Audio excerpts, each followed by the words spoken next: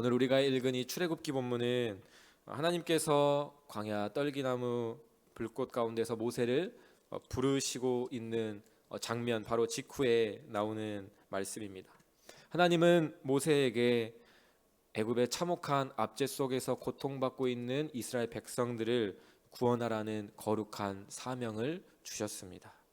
그리고 모세는 그 거대한 임무 앞에서 두려워 떨었습니다.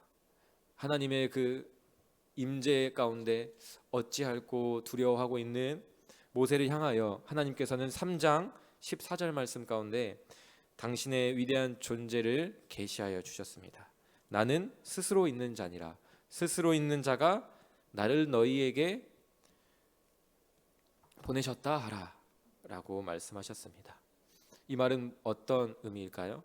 인간의 조건이나 자격, 환경에 그 어떠함에 결코 의존하지 않으시는 자존하시는 절대자이시라는 것을 말씀하고 계시며, 그 이후의 말씀을 보았을 때에 자기 백성과 맺은 약속을 반드시 지키시는 신실한 언약의 하나님이다라는 것을 지금 모세를 향해 계시하여 주신 것이죠. 그러나 이 어마어마한 하나님의 이름을 듣고서도, 그 어마어마한 영적인 체험을 하고서도 모세의 발걸음은 떨어지지 않았던 것 같습니다. 여전히 그의 눈은 스스로 계신 하나님의 전능하심이 아니라 여전히 막막하고 실패한 이제 80 먹은 노인이 된 자신의 초라한 한계에 고정되어 있었던 것 같습니다.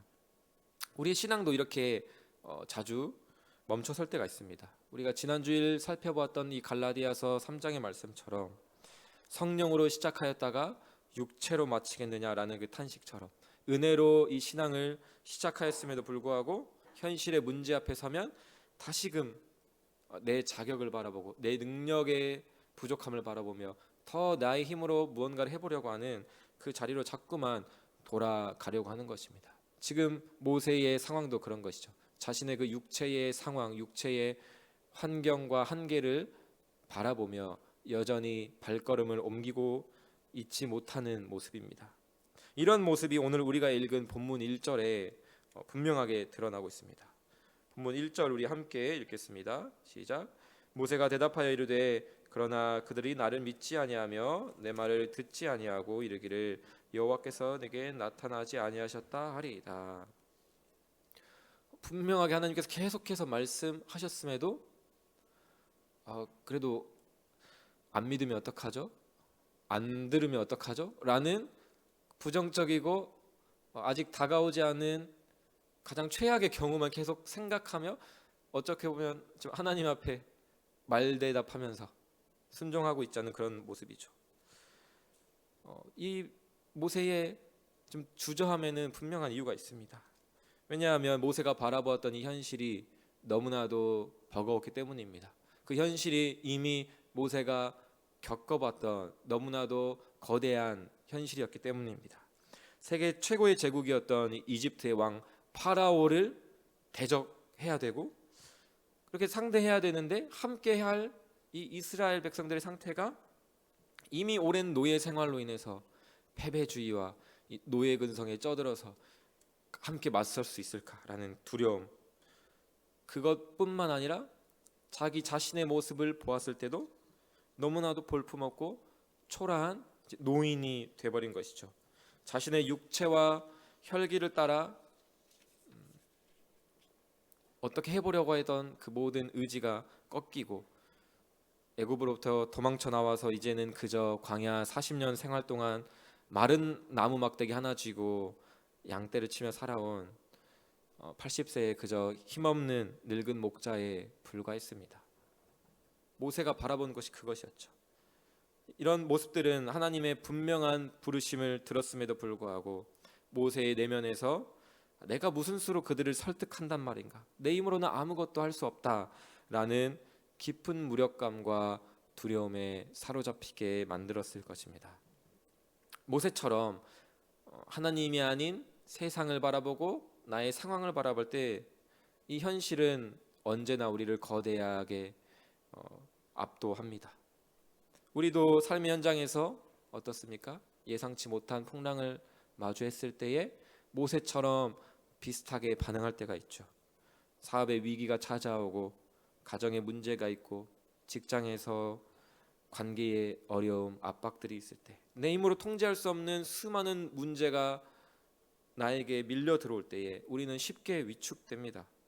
그리고 내 손에 들린 이 자원의 초라함과 이 능력의 부족함이 얼마나 절실하게 느껴지는지, 그렇게 생각하다가 결국 하나님이 약속하신 은혜, 하나님이 이미 내게 주신 그 은혜들은 잊어버리고 깊은 영적 좌절감에 사로잡혀 마치 혼자 남은 것처럼, 하나님이 안 계신 것처럼 생각할 때가 있는 것입니다.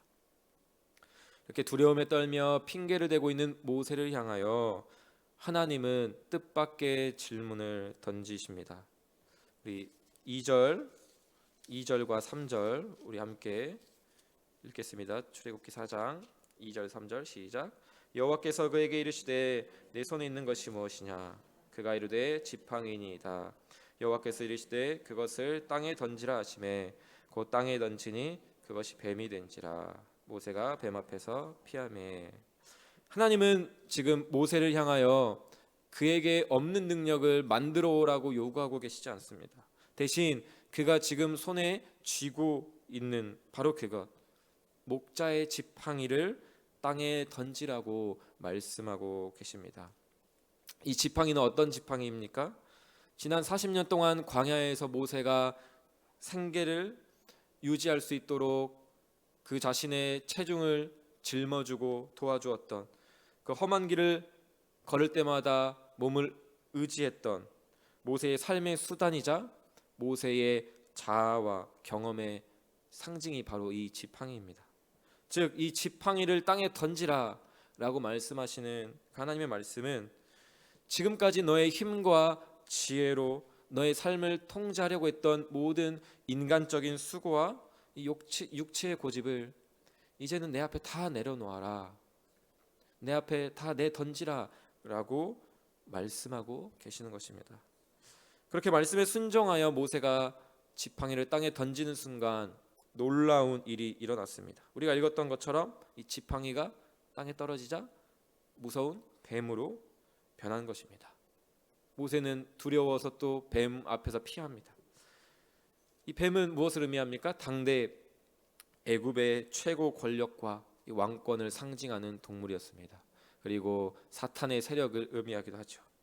모세는 깜짝 놀라 이 뱀 앞에서 피하여 도망쳤습니다.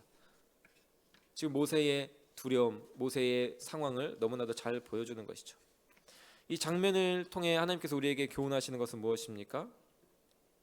우리가 하나님보다도 더 의지하려고 붙들려고 했던 나의 지혜, 나의 경험과 나의 능력이라는 나의 지팡이는 정작 결정적인 고난의 순간이 오면 우리를 도와주기는커녕 도리어 우리를 집어삼키려고 하는 두려움의 뱀으로 변할 때가 있다라는 것을 보여주고 계시는 것이죠. 나의 육체의 힘으로 상황을 조정하려고 하면 할수록 우리는 그 사나운 뱀의 위협 앞에서 도망치는 무력한 존재가 될 수밖에 없다라는 것을 가르치고 계시는 것입니다. 이렇게 두려워 도망치는 모세를 향해 하나님은 상식을 뒤엎는 명령을 내리십니다. 4절 말씀에 여호와께서 모세에게 이르시되 네 손을 내밀어 그 꼬리를 잡으라. 그가 손을 내밀어 그것을 잡으니 그의 손에서 지팡이가 된지라. 뱀을 잡을 때 꼬리를 먼저 잡는 사람은 없습니다. 꼬리를 잡으면 이제 머리를 나한테 향해서 나를 공격하기 때문이죠. 반드시 머리를 눌러서 잡아야 됩니다. 그러나 하나님은 꼬리를 잡으라고 말씀하십니다. 이 명령은 모세의 오랜 광야와 자신의 경험, 인간적인 상식에는 전적으로 위배되는 이야기였습니다. 그러나 모세가 그 자신의 경험과 상식, 자신의 생각을 내려놓고 하나님의 말씀에 순종함으로 믿음으로 손을 내밀어 뱀의 머리가 아닌 뱀의 꼬리를 잡았을 때에 모세를 삼킬 듯 노려보던 뱀이 그의 손에서 다시 단단한 나무 지팡이로 돌아왔습니다. 하나님은 이 사건을 통해 모세에게 그리고 오늘 우리에게도 명확한 진리를 가르쳐 주십니다.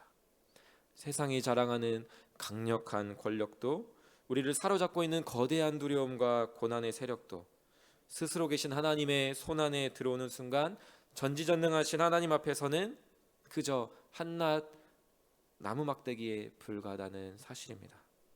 5장에 기록된 것처럼 이 표적은 이스라엘 백성들에게 조상의 하나님 여호와가 참으로 모세에게 나타났다라는 것을 모세와 이스라엘 백성들과 애굽에 있는 그 모든 사람들에게 나타나시고 가르치시기 위한 하나님의 시각적인 교육이었습니다.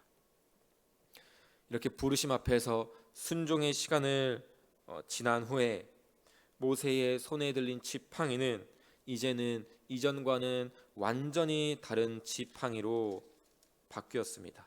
우리 출애굽기 4장 20절, 우리 20절 한번 읽겠습니다. 20절 시작.